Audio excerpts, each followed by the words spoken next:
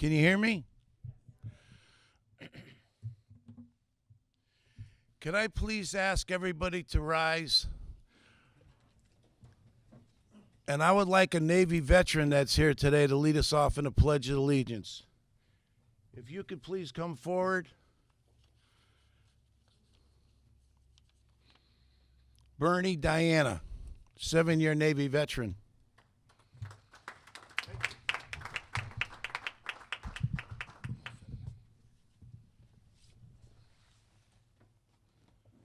I pledge allegiance. I pledge allegiance to the flag of the United States of America and to the republic for which it stands, one nation, under God, indivisible, with liberty and justice for all. Thank you. Stay right here for a minute. Okay. Please remain standing as we have a moment of silence for all our veterans, all our construction workers that went to work and never came home, for Sandy Hook, for Las Vegas, for the tragedy that just happened in Notre Dame. Let's have a moment of silence.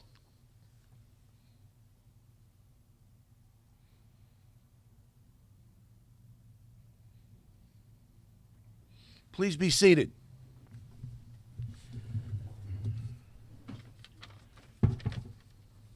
Bernie has to leave, so I asked him to be the first speaker.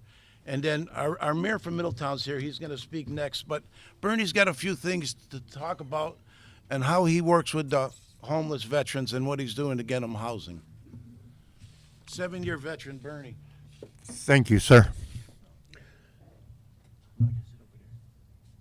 I've been going to the VA for 37 years. They've taken very good care of me.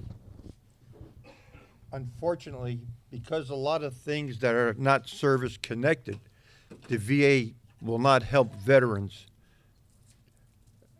And the last thing that happened to me was a bridge that I had and put in my mouth that cost me $15,000. And because my teeth problems were not created by the service, I had to pay for it. At that point in time, I decided that it's time for me to give back to my veterans and to the homeless veterans. So I've created a foundation. It's a 501c3 nonprofit. It's called the Connecticut Veterans Family Medical and Financial Crisis Corporation. What this corporation hopefully is going to be able to accomplish for veterans and homeless veterans is to provide medical assistance, provide food, provide housing, provide transportation, and we hope that we can give a couple of gift cards a year, to their children. There you go. The housing for the veterans came from a group of people that I met from out west, and they create what they call small housing. And what they do is they build this small housing and they furnish it. Now, the veteran has to pay for rent. He is able to stay there for a year to a year and a half tops. I have hooked up, Barb, what's that company? Lift and Shift. Lift and Shift is another nonprofit program, and a lot of corporations give them work that they need to be done and people to be trained for. And they do that. So I'm going to be working with them also so that the veterans will have an opportunity to create themselves into a good job. It's not easy to do what I'm trying to do. At the present time, I'm trying to buy a catering facility in North Haven called Fantasia. And what I'm hoping by being able to purchase that is two objectives. One, that will be able to have some income coming into the corporation, because it'll be in the corporation's name. And two, will be able to facilitate the need for veterans for feeding them. It's a very aggressive program that I'm trying. A lot of people think I'm crazy, and maybe I am, but you know, if you don't try, you never know what you can do. So I have a couple of sheets that I'm going to leave that'll explain a little more about what I'm trying to do, and I'll leave it here with Paul. And what I'm hoping is that I don't know what kind of community services or contributions that your organization makes to people, but if there is anything that you could do for the foundation in a financial contribution in the corporation's name, it would be greatly appreciated. I thank you very much for the time and the honor to be here, and thank you for the honor of all your people that had gone into the service and didn't come back, and also for those that did come back. Thank you very much, and God bless all of you. Paul, thank you. Thank you, brother. No, thank you. God bless you. God bless you. Yes, sir. What I'll do is I'll get your paperwork, I'll take a photo of it, and I'll post it on Facebook. Is this your phone? You know what? I'm not functioning. Well, today's a bad day. She told me it was a bad day.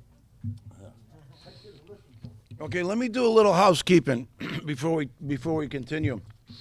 Through those, thank you, sir. Thank you. Through those doors, the ladies' rooms to the left, the men's rooms to the right. There's refreshments up there. There's coffee, there's juice, there's ice water in the cooler over there. And I want to introduce a few folks that are here. I want to recognize a few folks that are here today. We have a Vietnam veteran, Rich Delgadio, right over here. Rich is a good friend of mine. Back in the day, I had a choice. Do I go to Woodstocks or we throw a party for Rich? We threw the party for Rich. I never made Woodstock because of you, you know. Ray Buckland. Ray Buckland, please stand up. Ray Buckland is a Marine from Camp Lejeune. Ray Buckland works each and every day of his life on the crisis they had with the water from the years 1953 to 1982. They had toxic water. And we have Marines with kidney failure and liver failure, and a lot of them have left us because of that. And he works trying to get compensation for all those Marines. Thank you very much for what you do, Ray. Bob Slyman. Please stand up, Bob. This guy is a saint.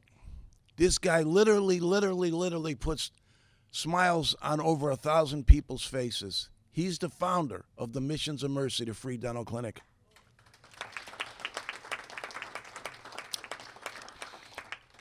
When I was on a board of directors with Bob, he always let me do a food drive. When we came home last week, I went to the missions and I worked the crowd control, and we did a food drive, and we hit it out of the park. We did an awesome job. We did a lot for the Willimantic folks that need food. But he saved me $1,000. They sat me in a dentist chair. They gave me a shot of Novocaine. They drilled my tooth out. They scanned my mouth, put it on a computer, transferred it from the computer to this machine. 20 minutes, I had a brand new tooth. Walked away, done deal. Saved me $1,000. Thank you, Bob. I had a brand new crown. I appreciate that. We have my mentor over here, Joe Guglielmo. Joe Guglielmo in 1982 came to a job site when I was working open shop. And if it wasn't for Joe Guglielmo, I wouldn't be here today. Joe's the organizer for Local 76, Straight Line Plumbers in Hartford. Joe, I owe you a lot, man. Thank you. Don't mind me, I get emotional. Now, a couple people that want to speak, they have to get going. So right now I'd like to ask my good friend from Middletown, Connecticut, somebody that whenever I call him, he drops what he is doing and he comes to my events. Every year when we do the Clean Energy Memorial Service, he's there. This guy is a saint also. This guy gave up his kidneys so somebody could live. This guy gave up his kidneys so somebody could live. Somebody he did not even know. the mayor of Middletown, my friend Dan Drew.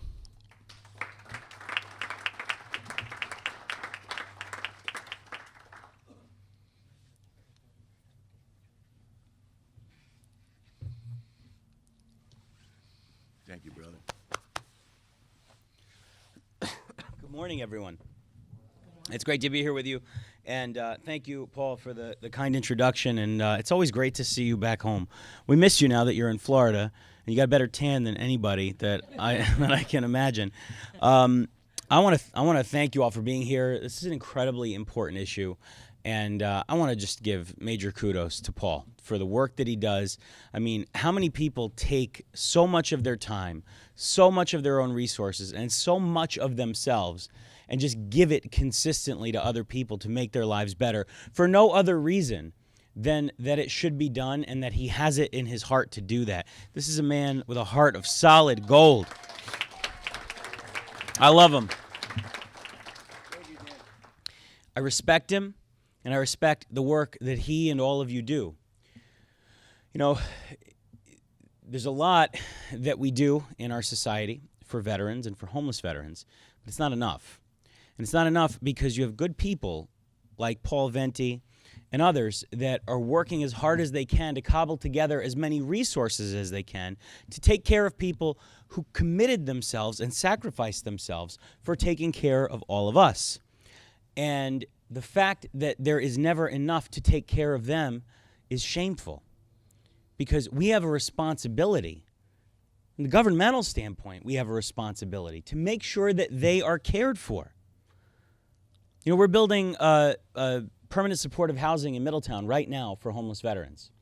And, you know, the state of Connecticut was great. They were very helpful. But, it's a fight to get these projects done on some level. And thank goodness we have people like Paul Venti and organizations like Mission of Mercy out there fighting for people who need it. But let's not ever forget, as this fight goes on, and as we work to take care of people who deserve it and who have earned it, that as long as we're giving epic tax breaks to the wealthy and don't have enough left over to care for the people who sacrifice themselves abroad in dangerous situations for us, then that is a shameful misappropriation of priorities by our country, and we should be ashamed of it and keep fighting against it. And that's why I'm so proud of Paul Venti and of all the people in this room who work so hard and give of themselves completely to take care of the people who have cared so deeply for us.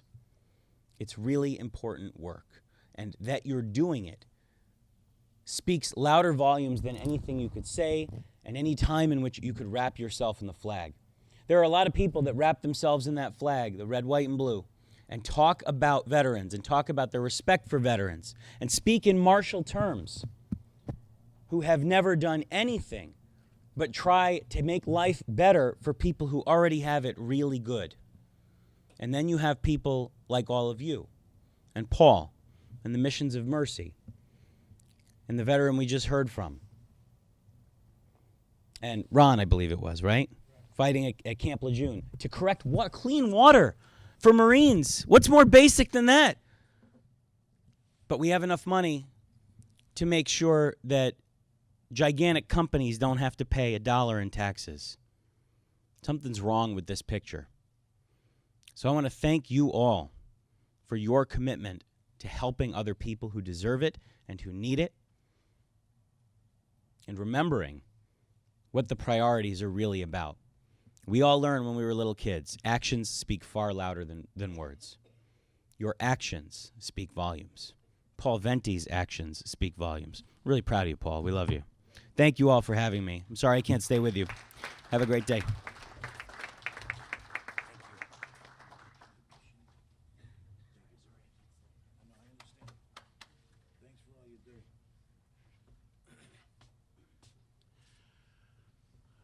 I got some very special guests here today also. You see, we lost one of our apprentices back in 2005. He was going out on a mission to get intelligence, and we lost his whole squad that day. And our training facility is named after him. His name is David Khalid. And we have, I'm sorry, and we have the Gold Star parents right here of David. David was my apprentice when I worked with Harry Gratzky. He was on his second tour, and he never came home. So I'd like the Gold Star parents to come up here for a minute, please, if you would, Anita.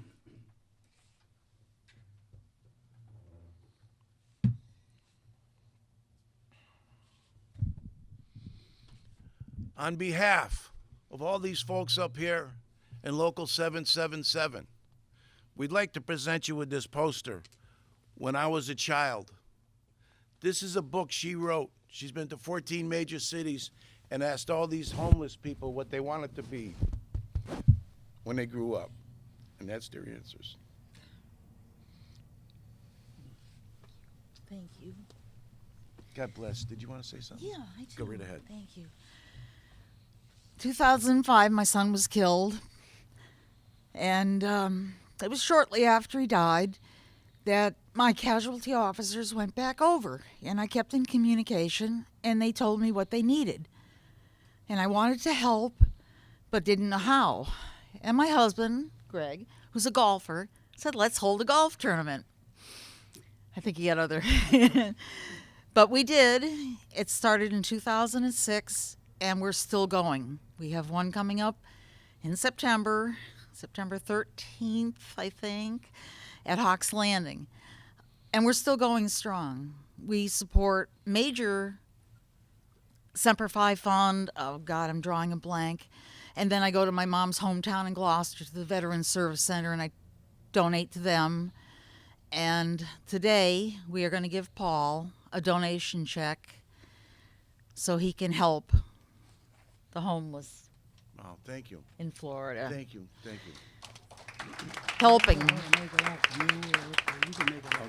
Thank you. God bless you. You could just make it out to Fighting the Good Fight or Paul Venti. That's fine. Okay. Fighting the Good Good. Fight is fine. Thank you. God Thank bless you very much. Thank Thank you. you, Paul. And I became a 501c3, and I have to thank Mike Rosario. I just saw him here. Anthony Camelucci, by the way, in the back room is one of our business agents. Mike Larson is another business agent. We have our organizer over here standing up, Jay Moore. We got Pete over here. He's the assistant manager. And we got Mike Rosario, and Mike Rosario brought on the floor a couple months ago to donate $2,500 to my cause, and I my hat's off to you, Mike. Thank you, thank you, thank you. Sure. Yeah. All right, you wanna come up, brother? That's awesome, man. I mean, I never believed this would get as big as it is. Ask Joan. I come home, there's packages on my doorstep. Don't even know who sent them there. It's unbelievable. Business agent Mike Rosario. You want to say a few words, Mike? Not really. Okay. All right. All I could say is I'm in a rush. I got a lot of stuff going on. Paul Venti's been an inspiration to a lot of our members. When he was an active member, he would always go out there and try to activate the membership to get involved with different functions. And since he's retired, he's took on a whole new life. And it's really kicking off. I mean, he's been all over Florida, Atlanta, Georgia. He's here now. I mean, he's carrying the message all over the country. So hats off to him and his inspiration and his energy. I wish I had some of his energy at times, but he's good for the movement. Really is. That's it. Thanks. Thank you, Mike. Thank you. Thank you very much. You know, speaking of veterans, we have 22 a day we lose into post-trauma stress disorder. And 50% of our veterans, 50% of our first responders do never even seek help. If you know them, get them to the VA. Get them help. Talk to them. Sit them down. If you see a veteran with his hat on, he's a veteran, buy him a cup of coffee. Let him know that he's home and he's welcomed home. And we have a lady here who I just met by accident, and she got my phone number through a friend of mine at the gym. And her name is Chelsea, and she's got a program called Snug as a Bug. She's right here, and she's going to say a few words about some blankets that she makes. They're weighted blankets that helps veterans with post-trauma stress disorder, or anybody with post-trauma stress. It could be a first responder, a veteran. And she's going to come up and say a few words, and she's going to show you one of her blankets she's got here. Hi, all. Paul, Joanne, thank you so much for having me today. This came about, like he mentioned, from a friend of a very close friend of mine who had met him at the gym and asked me to reach out. I still don't know how the back conversation started about the organization that I have. I guess at some point I'll be able to find that out. My name is Chelsea Stinson. I'm not a veteran. I am an occupational therapist. And I have, in that, I've dedicated my life to helping others find their highest quality of life and to overcome any challenge that they may have. During my time as an OT, I've utilized many therapeutic approaches to work with individuals of all ages. But no matter what the challenge and the diagnosis, and the personal goal is that I kept finding myself come back to was the use of weighted materials.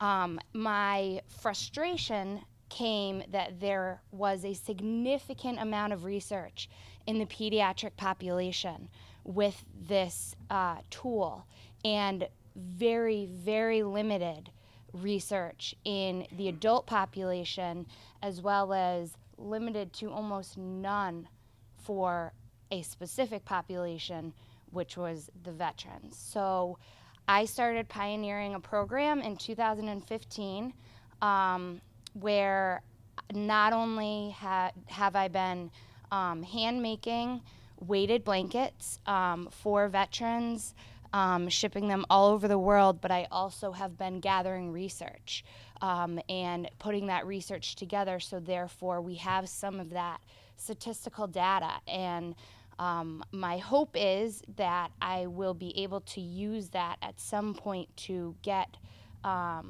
VA to utilize this tool. That is a uphill challenge that I've continued, but hopefully with more and more research and more information out there, that ultimately is my goal. So for those of you that are not familiar, over and over I've seen the benefits of using the weighted blankets, weighted vests, wraps.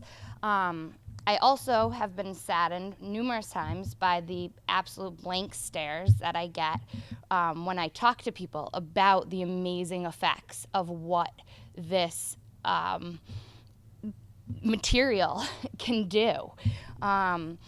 So to kind of break it down, when I'm trying to educate people to it, I say stop and think about your loved ones, your friends, your neighbors, and so on, that every day are living with depression, anxiety, aggression, OCD, PTSD, or bipolar disorder.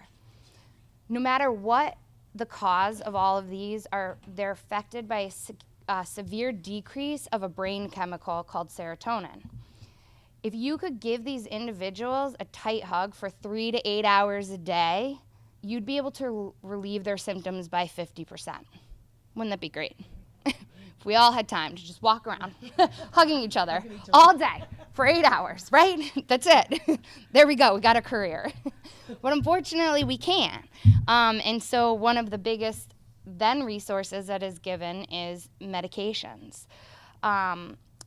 Through the deep pressure touch of a weighted blanket, the receptors become naturally stimulated, similar to the logic of swaddling an infant.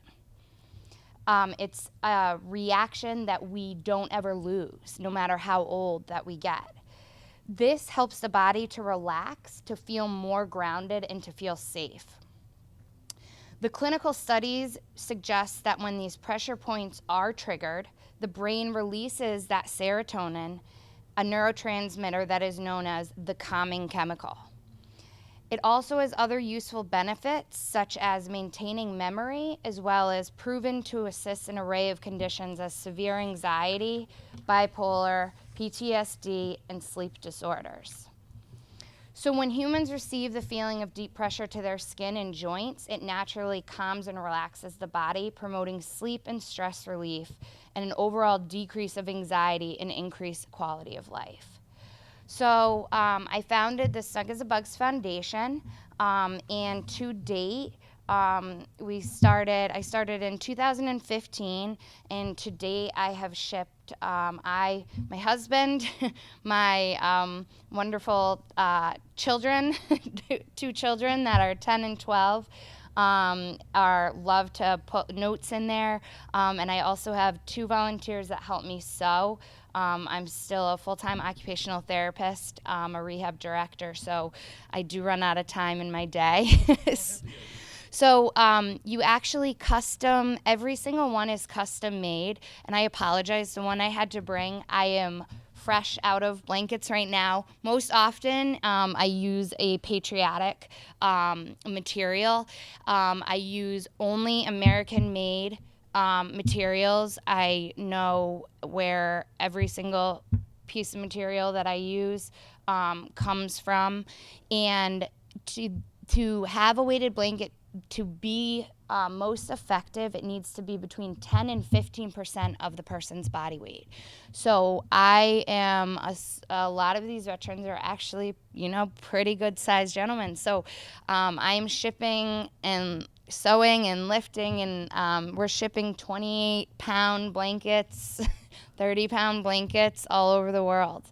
And then you have smaller individuals, but every order and request is custom made. I always reach out to the individual to find out, if they have a color, a pattern, something that they're looking for specifically, and to get that body weight from them, and then go from there to create their one-of-a-kind blanket.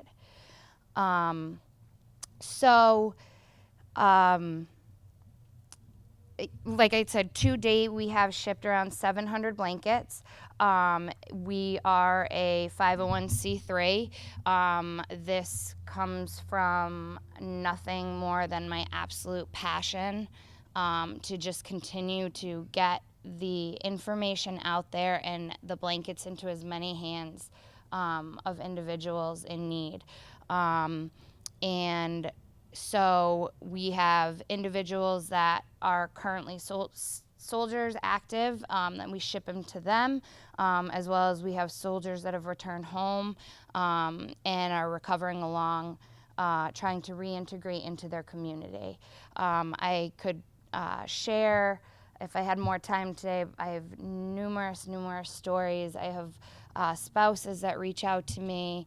I haven't been able to sleep in the bed with my husband or my wife for 10 years due to the night tremors, due to the bad dreams, the PTSD that keeps them just tossing and turning in the night.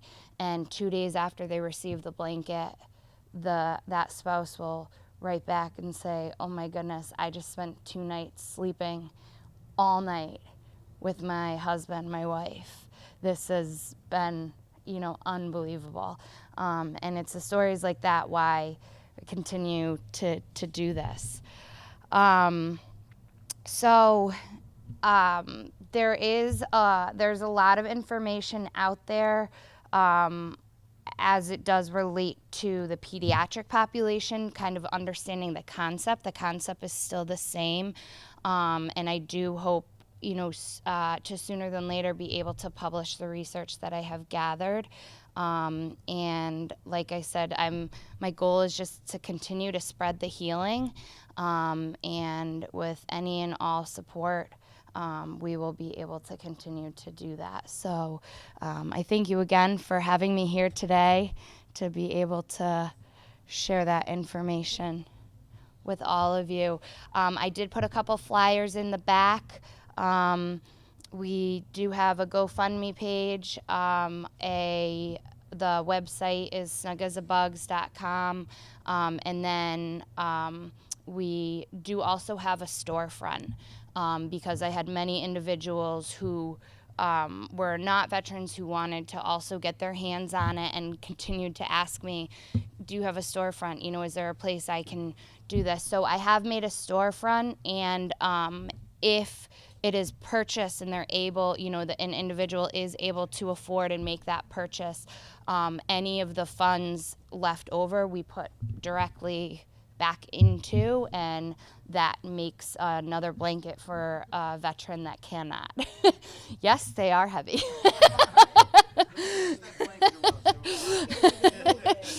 And with the, I'm sorry, what? So I use a hypoallergenic. It's basically a polypropylene filling or bead. So it has no smell. It doesn't have an allergic, you can't have an allergic reaction property to it, because these, a lot of these individuals can be very heightened by things like that, as well as why this is a typical blanket where I do a pattern material on one side and a solid on the other. So then also if they're overstimulated they can just use that solid side. The material that goes inside I actually get directly from an individual in the small town of Marlborough, Connecticut. Wow. I live in East Hampton, which is also a small town, but wonderful individual. He owns Marlborough Plastics, and he's now worked with me for years. When I need materials, I get about 30,000 pounds at a time. Yes, it's my husband's favorite day when I say, oh, it's time for more. Literally in truckloads, and then we transition them into buckets. But again, but making sure that we know exactly what it is that we're working with and where it's coming from. Great. Thank you. Thus far, in all honesty, I really have used an honor system. I feel like being an individual who works in healthcare myself, especially as an administrator in healthcare, I spend numerous hours of days fighting with, insurances and all of the paperwork and all of that. And I felt like to add a very cumbersome process to this would make it, less likely that the individuals that really need them to reach out to me. It's very rare that I have somebody reach out to me that that initial reaching out to me, it comes with a detailed story of either a loved one that they're trying to get this blanket for, or the individual themselves. And fortunately, I don't feel that I've run into a situation where people are taking advantage of it. And so I think until that happens, I'll just continue with trying to keep it an easy process for them. But like I said, I do have direct, contact with usually either the individual or the loved one before I even start making their blanket. I believe that blanket is 18-pounder. Mm-hmm. Yep. Any other questions? Thank you all so much for your time. Again, I wish I could also stay. I have to go back to work. Thank you for coming. Thank you for taking time out of your day to Of course. Thank you all. Appreciate what you do. That's awesome. Imagine that. I mean, wow. I forgot to recognize my good friend Pam from Connecticut right over here. Could you please stand up, Pam? Pam does a lot of work with Connecticut. And Ronnie, where's Ronnie? Ronnie's over in the corner over there. Ronnie is very instrumental. He chairs all the workers' memorials at the state capitol. And I'll be with you this year, brother. Thanks for what you do, man. Fran Arnini, my friend from grade school. She's here. I'm glad you showed up.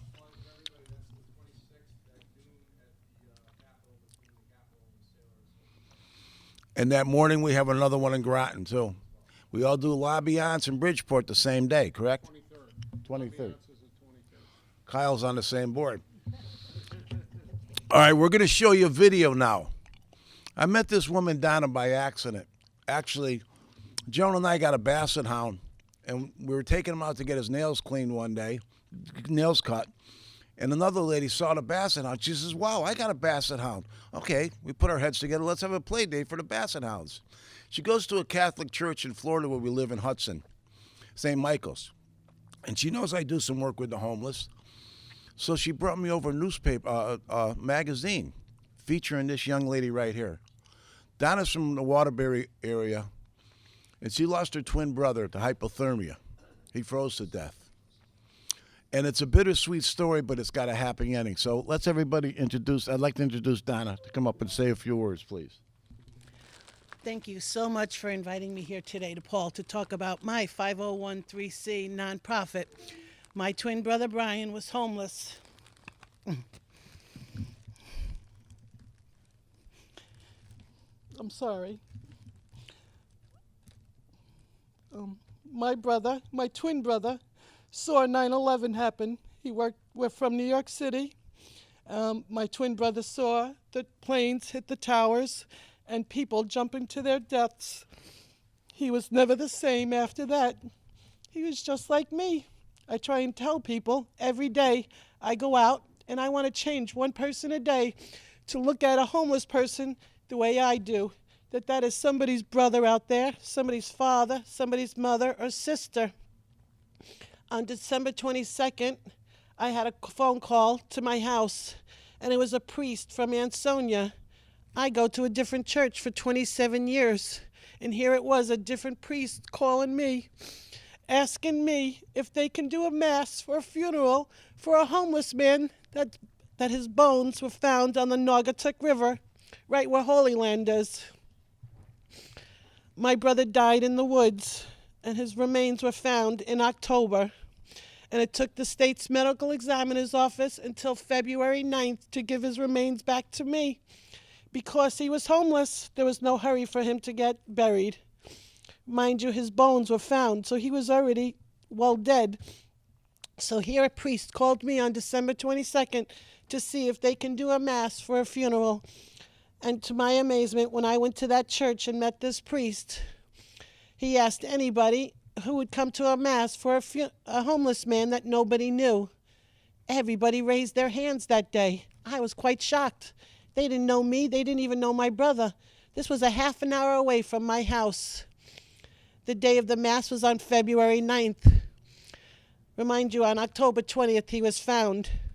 But on February 9th, when I walked into that church and I sat down, there was over 350 people at his funeral mass for a homeless man that nobody knew, who died alone.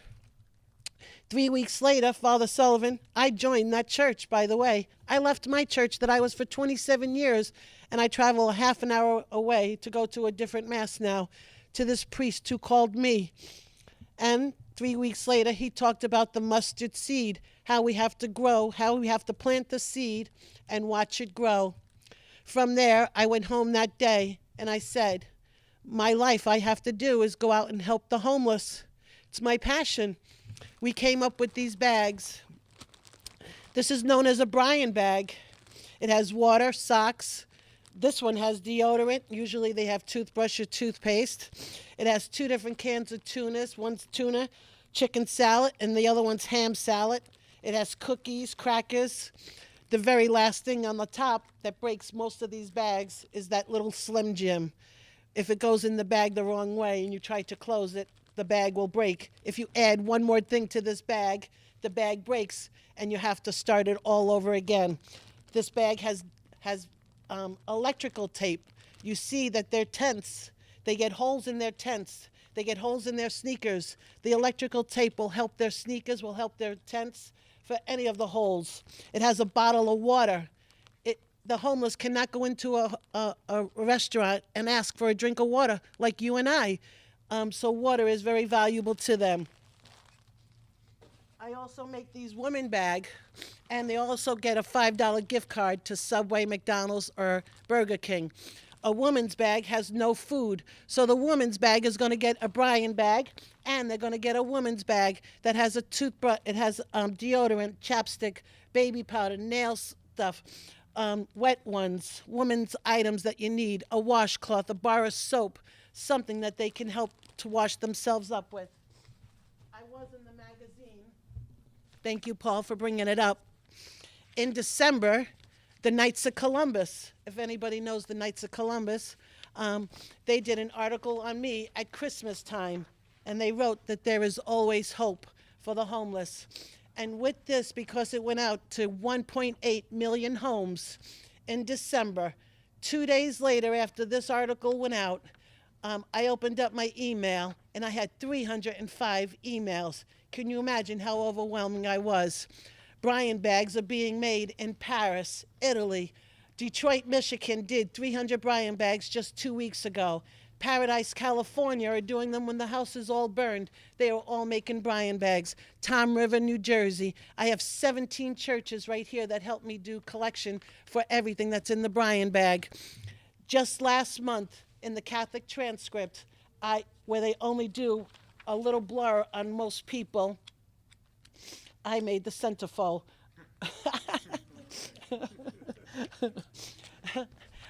A man from the Catholic transcript came out with me in the day of August, and he told me he was only going to be able to spend 3 hours with me out doing what I do every day, jumping out of my car, making eye contact with the homeless person, talking to them, giving them a Brian bag. To my amazement, they did 4 pages long on what I do for the homeless.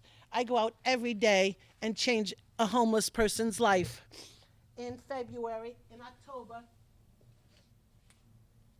October, Father Ford, not from my church, Father Ford from the Basilica Church in Waterbury. Now, in Waterbury, there are 382 homeless people. I am known as the crazy person who talks to the homeless people right there in Waterbury. I don't mind having that name because that makes me feel good, but I'm not crazy. I just want them to know that somebody's out there caring for them. So this priest called me one day and said, Donna, I know that you became a 5013C, and I'd like to help you. He says, I would like for you to come to my office today and get a check from me. I got all dressed up. I did my hair. I'm usually out seeing homeless people.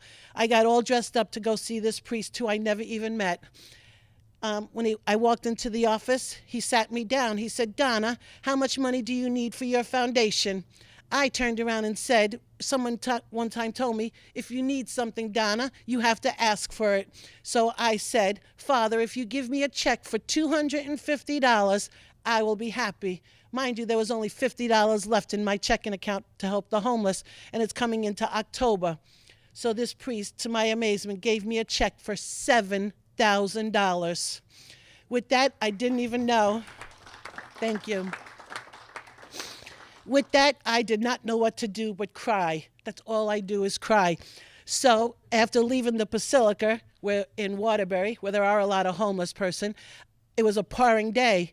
I met this guy right there coming out of the church, and I gave him a Brian bag. I also gave him extra gift cards that I have in my car. I turned around and I looked at his feet, and he had sneakers on. Mind you, it was raining for 2 days. He had sneakers, no shoelaces, and no socks. Well, I gave him a Brian bag that has a pair of socks in it.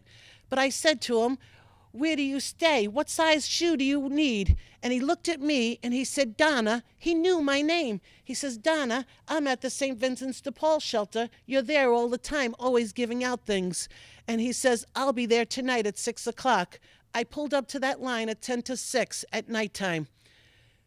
Now, I've never been to the shelter at 10 to 6. I'm out at 6 o'clock in the morning. I'm home by 3 o'clock because I have to start dinner for my husband.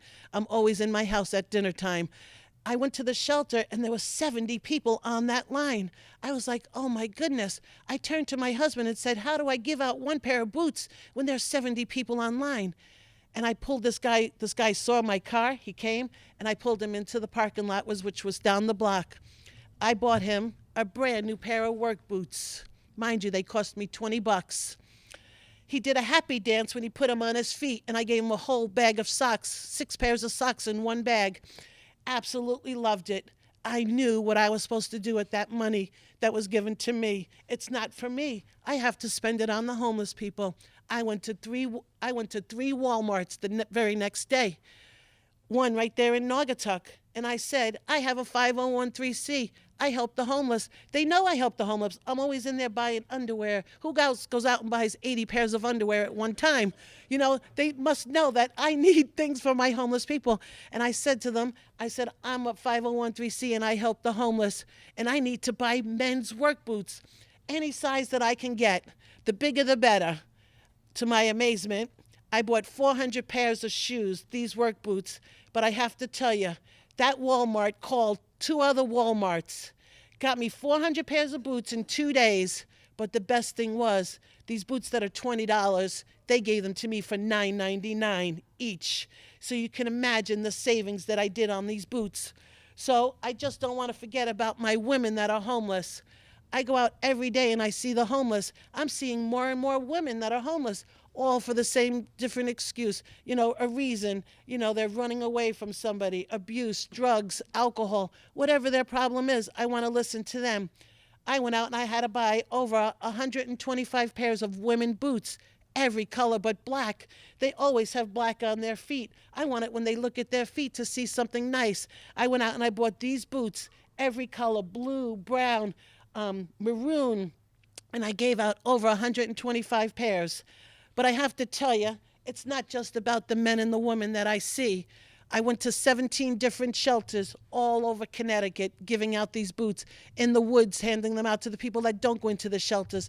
But the sad part about it is that when I go to the shelters and I'm giving the mothers their boots or the fathers their boots, there are little kids in the shelter.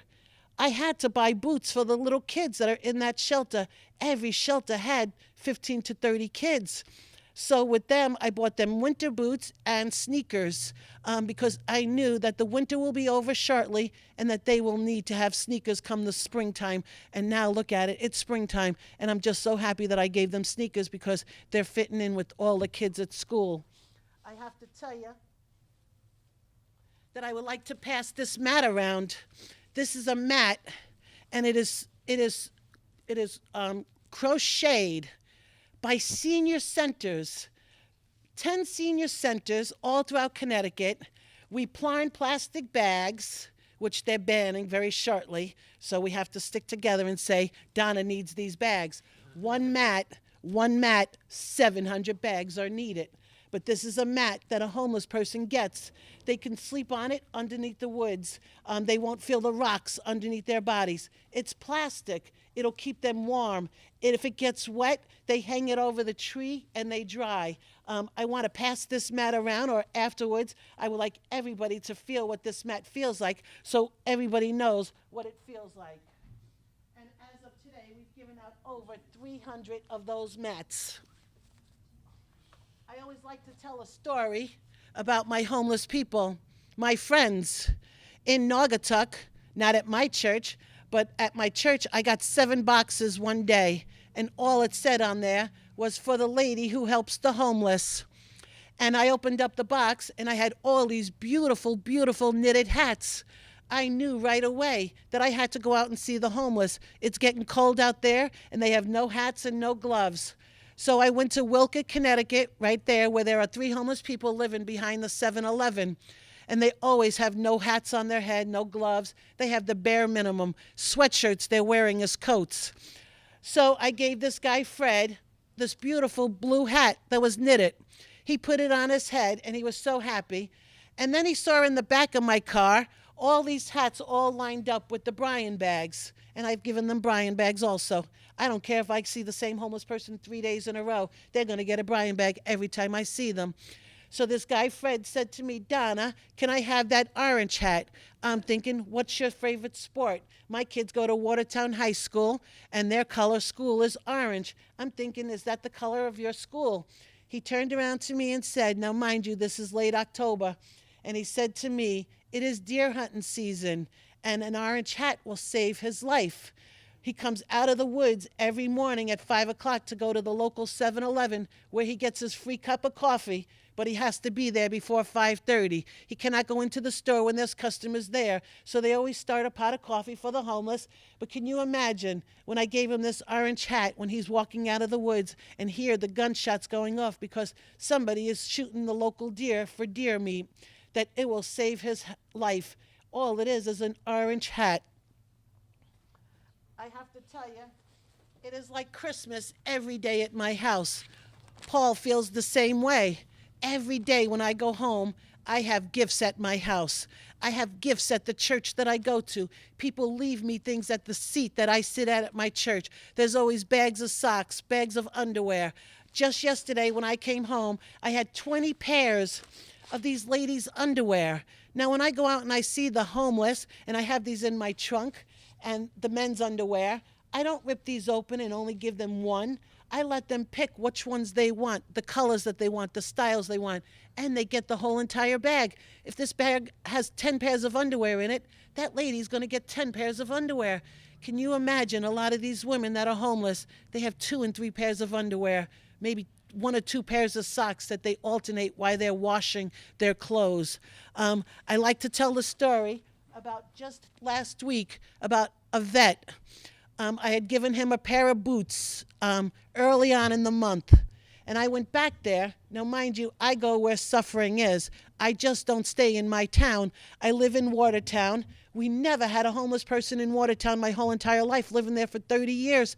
We have 3 homeless people there in Watertown. But I go outside of my town, and I go to Waterbury, and a homeless man, I gave him a pair of boots. He said to me, Donna, I couldn't wait to see you come back to me. I was like, why? And he said to me, now, mind you, he doesn't go to the shelter because he drinks alcohol. He is a vet. He says to me, Donna, I only drank very little this week, so I can take you to lunch to McDonald's. Can you imagine somebody who has very little money? I can pay for my own lunch at McDonald's, but he wanted to bring me to lunch to McDonald's. I felt like I was the hero. I sat there with him for 1 hour and 45 minutes. He's my age. He's 57 years old. He was in Desert Storm. He just doesn't make enough money to live out there in the real world. I believe he gets almost only $1,200 a month from his money that he gets. So he'd rather stay in the woods, and on a snowy night, he goes into a hotel. But can you imagine that he saved his money to bring me out to lunch? So when I walked back to my car, and I was saying goodbye to him. He turned around to me and said, Donna, this was the best date I've had in a long time. And I had to tell him, I was like, please don't say that was a date. I said, if my husband finds out that I'm dating a homeless man, I don't know what will happen. I might be homeless myself. And I said, this was just a friendly lunch. And can you imagine, he gave me a hug and he said that I made his day. But really, he made my day. Because what a lesson that somebody showed me when you give to somebody how they saved their little bit of money that they had. And I have to tell you, when I went into McDonald's, all I ordered was a cheeseburger and a small soda. The lady behind the counter, she must have thought I was crazy, because here I was letting a homeless man pay for my lunch. But she didn't realize how important it was for him to pay for my lunch, no matter how much it was going to be. And he put out his quarters and his dimes and his pennies. And the lady behind the counter turned around to me and said, would you like that to be a large drink? I ordered a small soda with that cheeseburger. And I was like, oh no, I just want the small one. And the lady was like, okay. At nighttime, when I'm telling my family how this gentleman, the most kindest man that I've ever met in my life, how he bought me lunch, it brought me to tears. And I said the lady behind the counter was so sarcastic, asking me if I wanted a large drink, when she knew that he was putting out his dimes and quarters and paying for this lunch for me, and asking me if I wanted a large drink. My daughter turned around to me and said, Mom, all the drinks are the same at McDonald's. $1 will get you a large one or a small one. Now I didn't know that, because I don't go to McDonald's that often. But I was like, can you imagine that this gentleman bought me lunch? Right now, I have so many people that help me with my project. I tell you, I am a 5013C. The first year that I started this, it was a very short time. This was my first time for a whole year that I was accountable for everything that I do. I go to talks. I did 50 talks just from the time Lent started to now. I go and I teach the kids not to be jealous, and the parents not to judge a homeless person, even if they're wearing a brand new pair of boots or a new coat or a new scarf. It's because people like you and I, Paul, and everybody helping the homeless, and we're not to judge them. I don't care if they are out there and they're going to scam me. If they want the $14 bag, let them have it. I don't care. It's not for me to judge. I have to tell you that the seniors, they're getting so helpful with me helping the homeless. Right now, they're taking your old sweaters that they get. The seniors are going to those clothing bins that you see in everybody's town, and they are digging through those bins for me. All the bags, and they're getting all the sweaters, and they are making mittens out of sweaters, and they're lining them with the shirts that they're finding in these bins for me. And they just don't make them for the ones that for the ones that smoke and they need a cigarette. They are making them so they can be access to smoking a cigarette. So it's my seniors that are helping me with these Brian bags, making the hats, making these mittens. It's not a job for just one or two people. It's a whole village that has to help the homeless. My accountant just called me last week and told me, Donna, more nonprofits should be like you. And I have to tell everybody, I tell everybody in my talks, when I get a check, every penny of that money goes right into the homeless. My accountant turned around to me and said, Donna, more nonprofits should be like you. I brought in for 1 year $22,000 in 1 year's time. That's going out and doing talks and talking to everybody, asking people to help me. And I spent $21,000 on the homeless. I left my account with $1,000. The one thing that I do shop for, say for now, in New Haven, we have a large amount of homeless women. Same one up in Hartford. A lady last summer, when I was giving her a Brian bag and a woman's bag, I asked her what else did she need. She turned around to me and she told me that she hasn't had a shower in 4 weeks. I was like, 4 weeks? It's 90 degrees out for days. And I said, 4 weeks you haven't had a shower. Now, I know where the places are in New Haven to go bring her to take a shower. So I put her in my car, and I brought her over to the hospitality center where the homeless people can take a shower. The man behind the counter turned around to me and told me with this lady that there is no room for her to take a shower today, that I have to bring her back next Tuesday at 10 o'clock to put her name on a list. I was like, next Tuesday at 10 o'clock? I said, this poor lady doesn't even know when Tuesday is. She doesn't know when 10 o'clock was. And I said, that is a missed opportunity for a woman to take a shower. I went home and I Googled showers for the homeless. There's this company in Australia that all it is a high-top minivan. And it's a shower. It's a shower on one end. And on the back, it's a washing machine and a dryer. So I started saving my money in a separate account for this shower. And I have to tell you, during Lent, I'm telling you, I went out and I did all these talks. All the money that I raised during these talks, the schools supply me with all the Brian bag stuff that is needed. But just during Lent, I've been able to save $14,000 just for my shower van. So thank you so much for having me talk today. And I just want to change one person a day to look at a homeless person, that it's somebody's brother or sister. Donna, Thank you.